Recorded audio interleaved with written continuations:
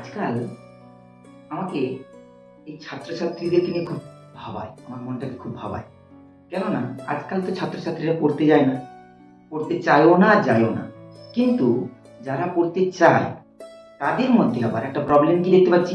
তাদের মধ্যে প্রবলেম হচ্ছে যে একটাই কোয়েশ্চেন তাদের মধ্যে ঘুরে বেড়াচ্ছে যে কবে সিলেবাস শেষ হবে?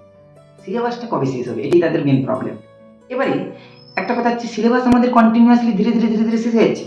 একটা সিলেবাস শেষ হচ্ছে, তারপর আরেকটা শেষ হচ্ছে, তারপর আরেকটা শেষ হয়ে যাচ্ছে। কিন্তু কোশ্চেন এই জায়গাটাতেই থাকে যে সিলেবাস তো ধীরে ধীরে এগিয়ে যাচ্ছে, তোমার পুরনো পড়াগুলো কি মনে থাকছে? এটা হচ্ছে বড় কোশ্চেন। তাই আমি একটা কথা বলবো, যে চ্যাপ্টারটা তুমি ১ মাস আগে খুব ডিটেইলস করে ভালোভাবে পড়েছিলে, আজ তোমার কি সেই চ্যাপ্টারটার কোশ্চেন জিজ্ঞেস করলে তুমি কি সেই চ্যাপ্টারগুলো কি ক্লিয়ার করে বলতে পারবে? তার মানে তোমার ভুলে গেছো। একটাই কথা বলবো যে তোমাদের রিভিশন হচ্ছে না। রিভিশন দরকার। আবার অনেকের ক্ষেত্রে দেখছি যে বলছে যে একটা হোক, একটু হোক, হোক, একটু এগিয়ে যাক এরকম করে এগিয়ে যাচ্ছে। এর পরের দিন পড়বো, তারপরে পড়বো। এই করতে দেখবে একটা টাইমের পর পরীক্ষা চলে আসছে। পুরো বই সিলেবাস কভার হচ্ছে না।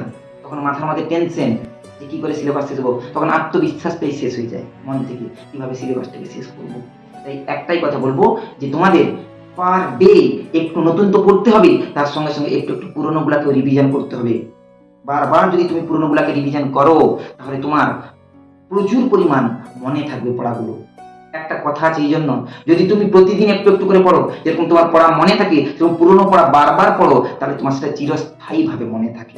এই একটাই লাস্ট কথা আমি বলি যে যদি তুমি ভালো করে রেজাল্ট করতে চাও, জীবনে এগাতে চাও, তাহলে তোমাকে কি করতে হবে? পুরোনো পড়াগুলোকে রিভিশন করতে হবে।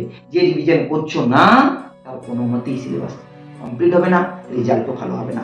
সে এমনি তুমি 11-12 এর সিলেবাস বলো আর নিটের সিলেবাস বলো। তাই আমার একটাই অনুরোধ তোমাদের কাছে, তোমরা পুরোনো পড়াগুলোকে রিভিশন করো। রিভিশন না করলে কিন্তু কোনো কিছুই তোমাদের ক্ষেত্রে হবে না সফলতা।